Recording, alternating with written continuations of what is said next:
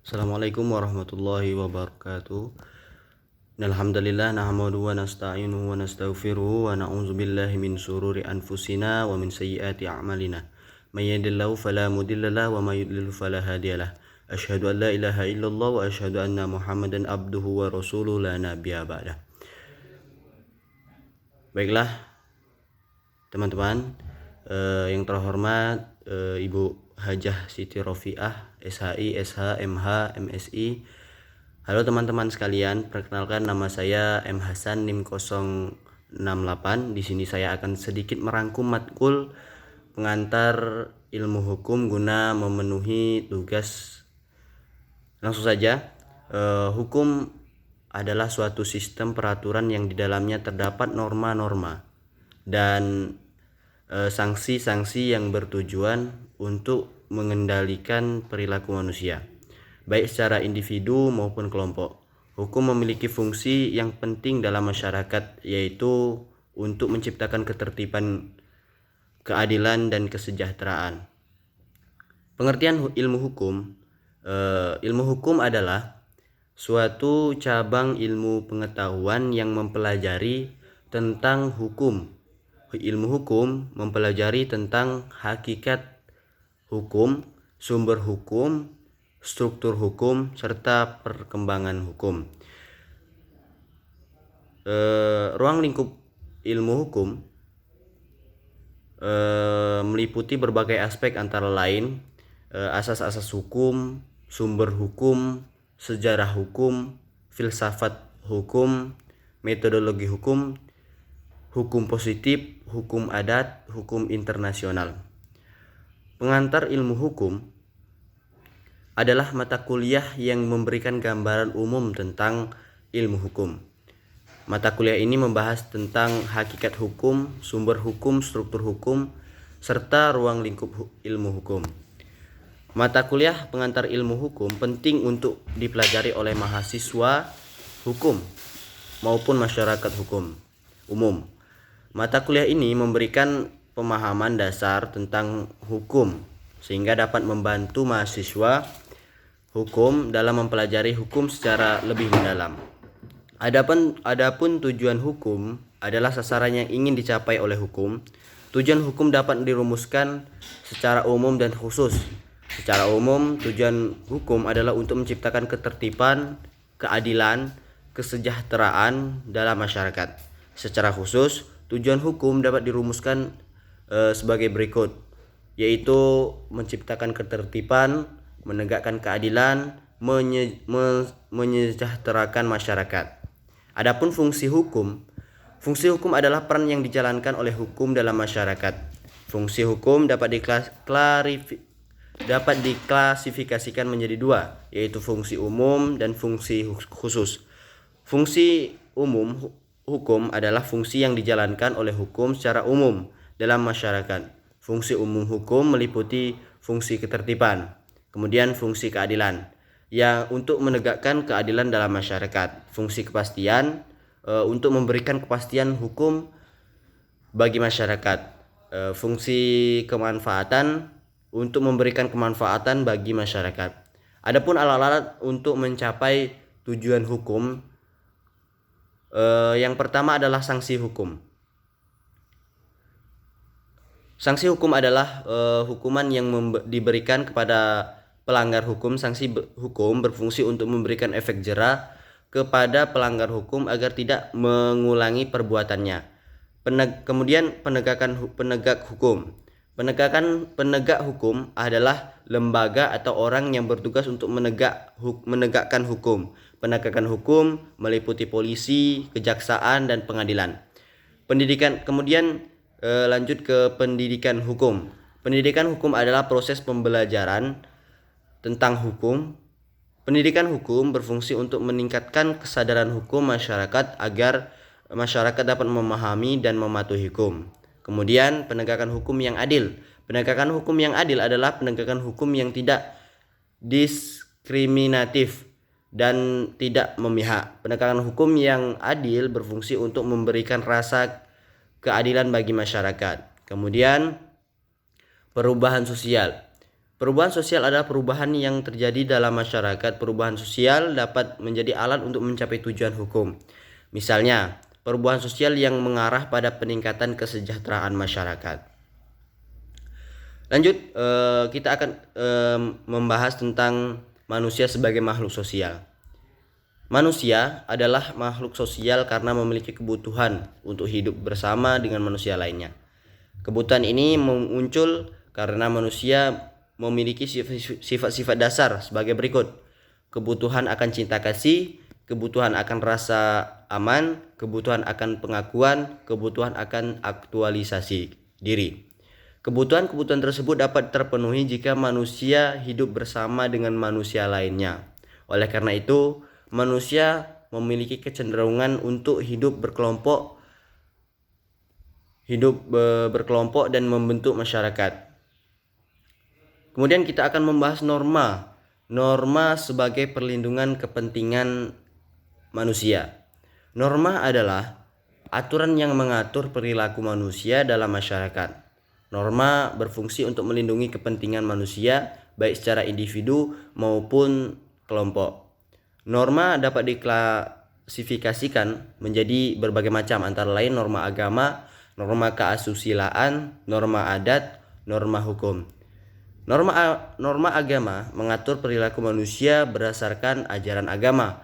Norma keasusilaan mengatur perilaku manusia berdasarkan nilai-nilai moral. Norma adat mengatur perilaku manusia berdasarkan kebiasaan yang berlaku dalam masyarakat. Norma hukum mengatur perilaku manusia berdasarkan peraturan yang dibuat oleh negara.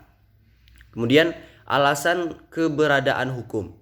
Hukum ada karena adanya manusia sebagai makhluk sosial dan norma sebagai perlindungan kepentingan manusia. Hukum diperlukan untuk menciptakan ketertiban, keadilan, dan kesejahteraan dalam masyarakat. Hukum menciptakan ketertiban dengan mengatur perilaku manusia agar tidak melanggar norma-norma yang berlaku dalam masyarakat. Berikut adalah beberapa alasan keberadaan hukum secara lebih rinci. Yang pertama adalah untuk melindungi kepentingan manusia. Yang kedua adalah untuk menciptakan ketertiban. Yang ketiga adalah untuk menegakkan keadilan. Yang keempat, yang terakhir, untuk mewujudkan kesejahteraan. Lanjut ke materi selanjutnya, yaitu adalah ilmu hukum normatif. Ilmu hukum normatif adalah cabang ilmu hukum yang mempelajari tentang hukum secara ideal. Ilmu hukum normatif mempelajari tentang hakikat hukum, sumber hukum, struktur hukum, serta perkembangan hukum. Adapun tujuan ilmu hukum normatif adalah untuk memahami hukum secara mendalam dan menyeluruh. Ilmu hukum normatif juga bertujuan untuk mengembangkan hukum agar dapat memenuhi kebutuhan masyarakat. Adapun istilah dan pengertian norma. Norma adalah aturan yang mengatur perilaku manusia dalam masyarakat. Norma berfungsi untuk melindungi kepentingan manusia, baik secara individu maupun kelompok. Kemudian norma hukum dan norma-norma lainnya. Norma hukum adalah norma yang dibuat oleh negara. Norma hukum memiliki sanksi yang paling tegas, yaitu sanksi pidana. Sanksi pidana berfungsi untuk memberikan efek jera kepada pelanggar hukum agar tidak mengulangi perbuatannya. Selain norma hukum, terdapat norma-norma lainnya juga mengatur perilaku manusia dalam masyarakat, yaitu norma agama, norma keasusilaan, norma adat.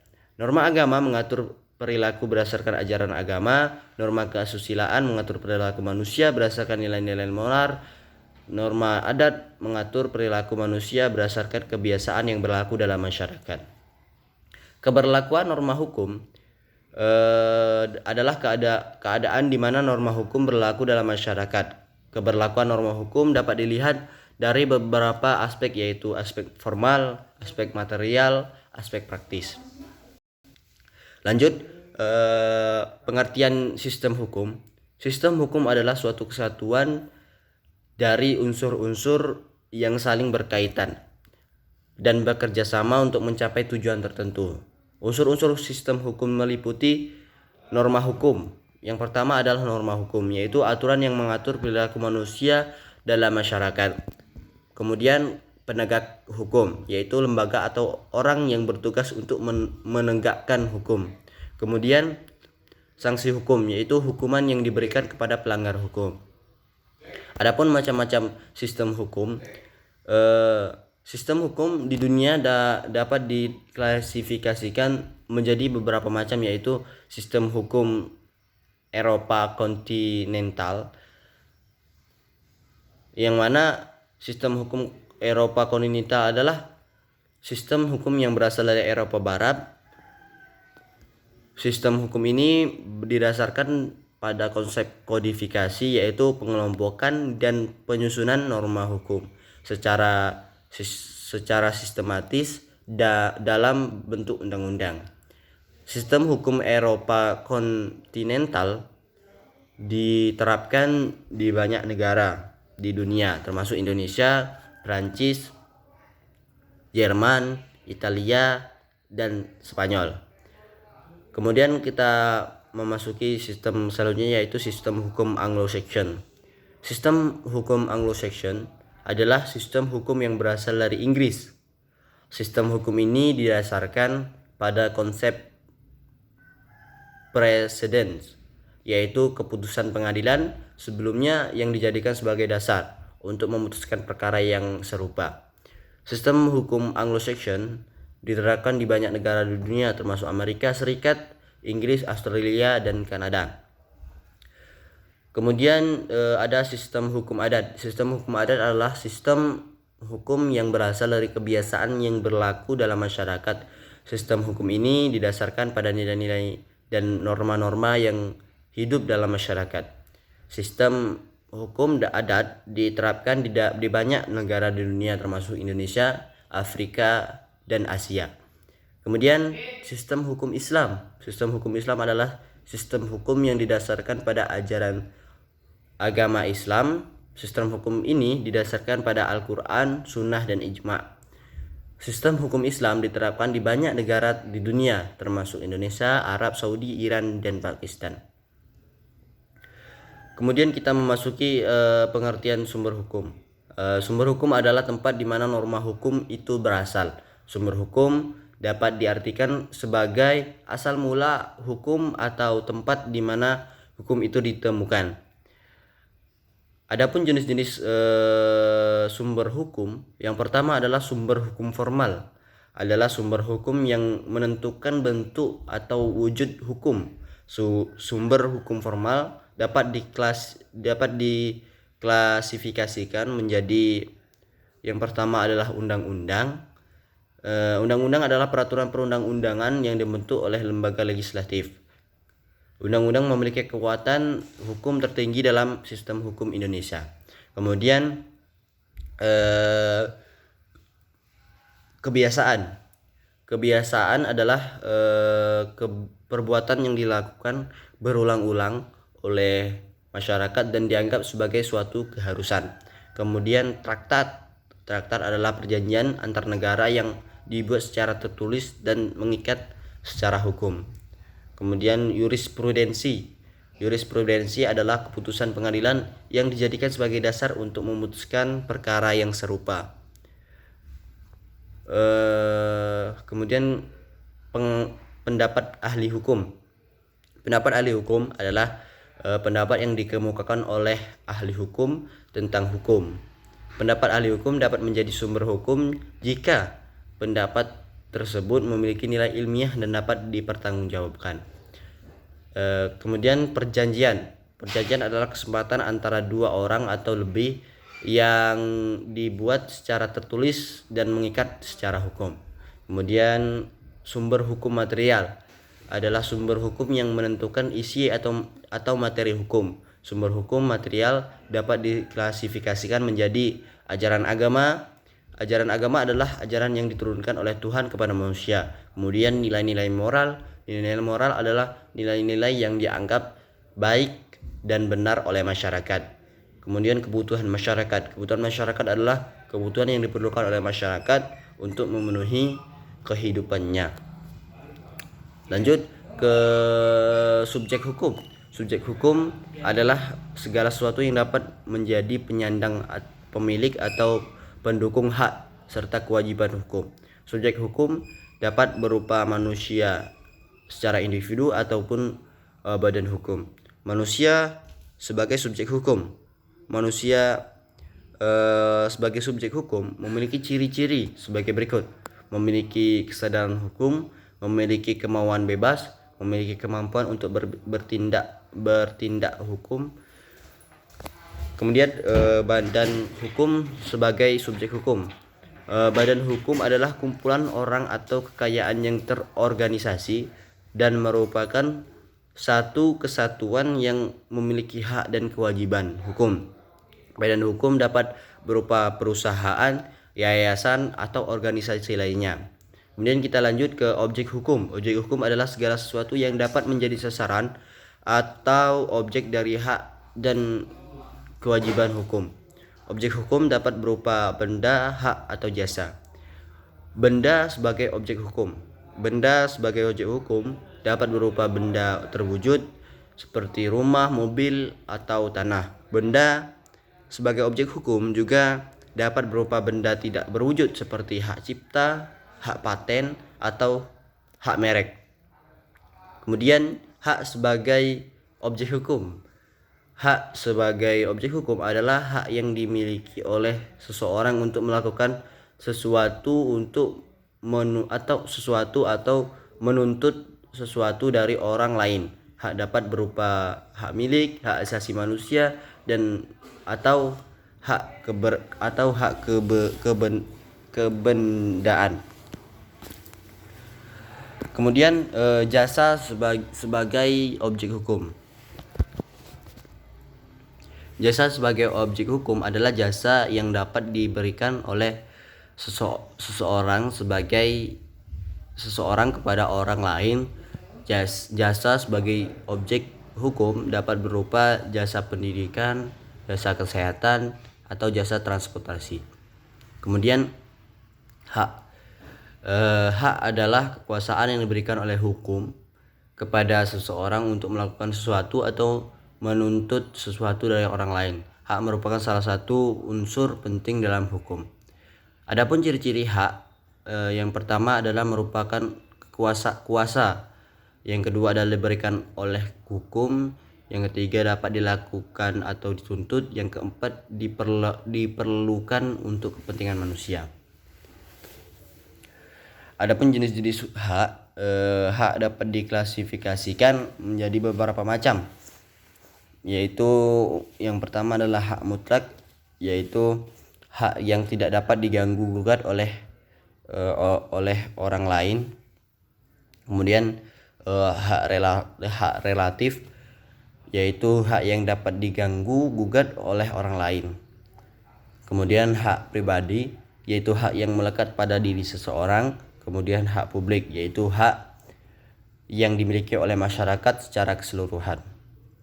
Adapun kewajiban hukum adalah beban yang dibebankan oleh hukum kepada seseorang untuk melakukan atau tidak melakukan sesuatu. Ciri-ciri kewajiban hukum yang pertama adalah merupakan beban, dibebankan oleh hukum, harus dilakukan atau tidak dilakukan, diperlukan untuk kepentingan masyarakat.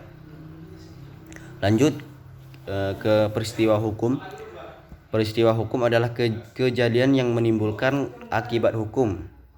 Adapun ciri-ciri peristiwa hukum yang pertama adalah merupakan kejadian, memiliki akibat hukum, dapat dipaksakan.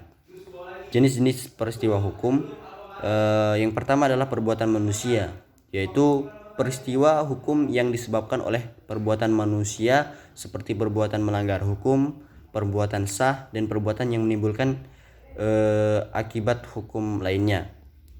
Kemudian kejadian alam, yaitu peristiwa hukum yang disebabkan oleh kejadian alam seperti gempa bumi, banjir, dan kebakaran.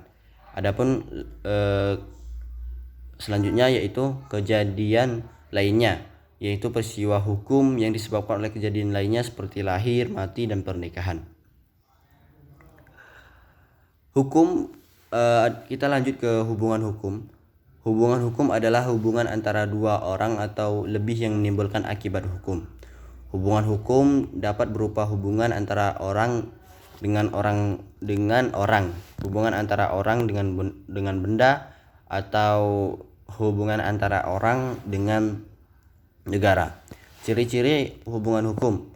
Yang pertama adalah merupakan hubungan antara dua orang atau lebih, kemudian memiliki akibat hukum, dapat dipaksakan. Kemudian adapun penyalahgunaan hak. Penyalahgunaan hak adalah penggunaan hak yang tidak sesuai dengan tujuannya atau yang bertentangan dengan kepentingan umum. Penyalahgunaan hak dapat menimbulkan kerugian bagi orang lain atau masyarakat. Adapun jenis-jenis penyalahgunaan hak dapat diklasifikasikan menjadi beberapa macam, yaitu yang pertama adalah penyalahgunaan hak milik, yaitu penggunaan hak milik yang tidak sesuai dengan tujuannya atau yang bertentangan dengan kepentingan umum. Kemudian adapun penyalahgunaan hak cipta, yaitu penggunaan hak cipta yang tidak sesuai dengan tujuannya atau yang bertentangan dengan kepentingan umum. Kemudian penyalahgunaan hak paten, yaitu penggunaan hak paten yang tidak sesuai dengan tujuannya atau yang bertentangan dengan kepentingan umum. Kemudian perbuatan melawan hukum. Perbuatan melawan hukum adalah perbuatan yang melanggar hukum dan menimbulkan kerugian bagi orang lain atau masyarakat. Perbuatan melawan hukum dapat menimbulkan tanggung jawab hukum bagi pelakunya. Adapun jenis-jenis perbuatan melawan hukum, yang pertama adalah perbuatan melawan hukum yang sengaja, yaitu perbuatan yang dilakukan dengan sengaja melanggar hukum dan menimbulkan kerugian bagi orang lain atau masyarakat. Kemudian yang kedua, perbuatan melawan hukum yang tidak sengaja, yaitu perbuatan yang tidak dilakukan dengan sengaja melanggar hukum tetapi menimbulkan kerugian bagi orang lain atau masyarakat. Adapun perbuatan melawan hukum administrasi. Perbuatan melawan hukum administrasi adalah perbuatan yang dilakukan oleh pejabat pemerintah dalam menjalankan tugasnya dan melanggar hukum serta menimbulkan kerugian bagi orang lain atau masyarakat. Asas hukum. Kemudian kita akan membahas asas hukum. Asas hukum adalah dasar atau prinsip yang menjadi landasan bagi pembentukan penerapan hukum. Jenis-jenis asas hukum. Yang pertama adalah asas umum, yaitu asas yang berlaku secara umum untuk semua hukum. Kemudian asas khusus, yaitu asas yang berlaku untuk bidang hukum tertentu. Kemudian kita lanjut ke pengertian penemuan hukum. Penemuan hukum adalah proses untuk menemukan hukum yang berlaku dalam suatu kasus tertentu. Penemuan hukum dilakukan oleh hakim atau lembaga peradilan lainnya dalam rangka menyelesaikan sengketa yang diajukan kepadanya.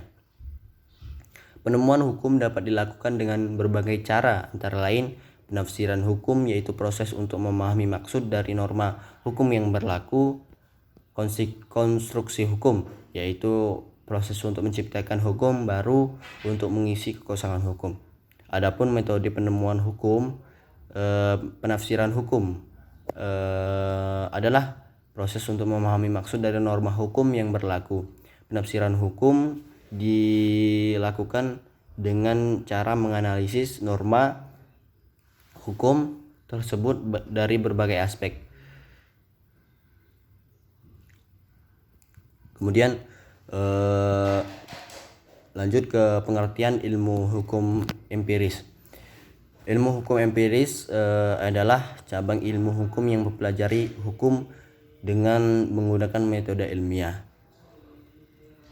Ilmu hukum empiris menggunakan data empiris, yaitu data yang dapat diamati dan diukur secara langsung. Data empiris dapat diperoleh melalui berbagai cara, antara lain observasi, eksperimen, survei. Jenis-jenis ilmu hukum empiris berikut adalah beberapa jenis ilmu hukum empiris. Yang pertama adalah sosiologi hukum, kemudian sejarah hukum, perbandingan hukum, antropologi hukum, psikologi hukum, dan lain sebagainya. Kemudian kita akan membahas pengertian budaya hukum. Budaya hukum adalah seperangkat nilai, norma, dan kepercayaan yang berkaitan dengan hukum. Budaya hukum dapat diartikan sebagai cara pandang, sikap, dan perilaku masyarakat terhadap hukum. Budaya hukum terbentuk dari berbagai faktor, antara lain faktor politik, faktor sosial, faktor ekonomi. Budaya hukum memiliki peran penting dalam penegakan hukum. Budaya hukum yang kuat akan mendorong masyarakat untuk mematuhi hukum dan berpartisipasi dalam penegakan hukum. Sebaliknya, budaya hukum yang lemah akan menghambat penegakan hukum. Adapun pengaruh budaya hukum terhadap penegakan hukum, budaya hukum memiliki pengaruh yang signifikan terhadap penegakan hukum. Berikut adalah beberapa pengaruh budaya hukum terhadap penegakan hukum, yaitu pertama, pengaruh terhadap kepatuhan hukum. Budaya hukum yang kuat akan mendorong masyarakat untuk mematuhi hal ini karena masyarakat memiliki kesadaran dan pemahaman yang tinggi tentang hukum. Kemudian pengaruh terhadap partisipasi masyarakat dalam penegakan hukum. Budaya hukum yang kuat akan mendorong masyarakat untuk berpartisipasi dalam penegakan hukum. Hal ini karena masyarakat memiliki kepercayaan bahwa hukum dapat memberikan keadilan. Kemudian pengaruh terhadap efektivitas penegakan hukum.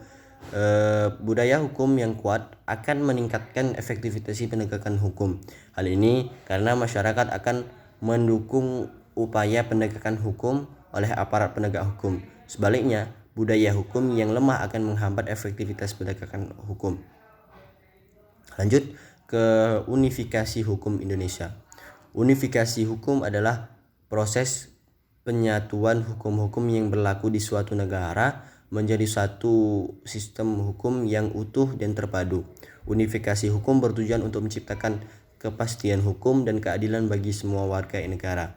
Di Indonesia, upaya unifikasi hukum telah dilakukan sejak masa penjajahan Belanda. Pada masa itu, Belanda menerapkan sistem hukum kolonial yang bersifat unifikasi. Sistem hukum kolonial ini berlaku secara seragam di seluruh wilayah Indonesia. Setelah Indonesia merdeka, upaya unifikasi hukum terus dilanjutkan. Upaya ini dilakukan melalui berbagai cara, antara lain pembentukan undang-undang dasar, pembentukan undang-undang, pengadilan,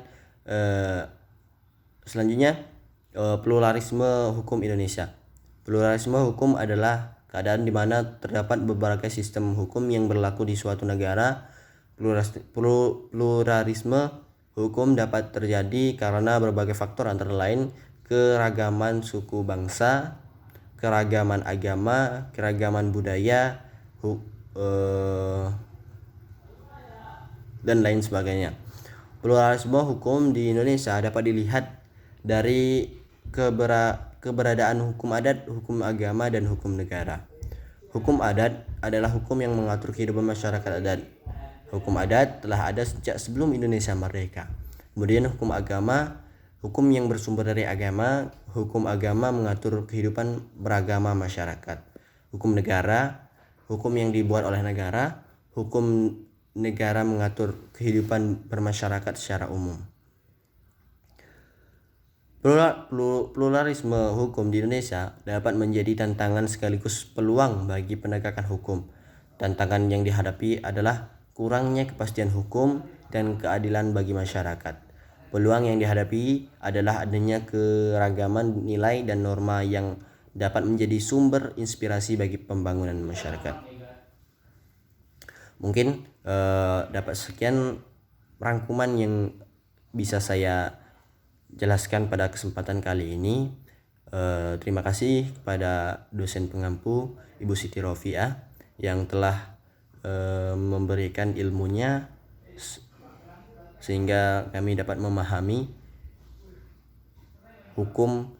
hukum-hukum yang ada di Indonesia dan sumber-sumber hukum sehingga dapat diterapkan di Indonesia.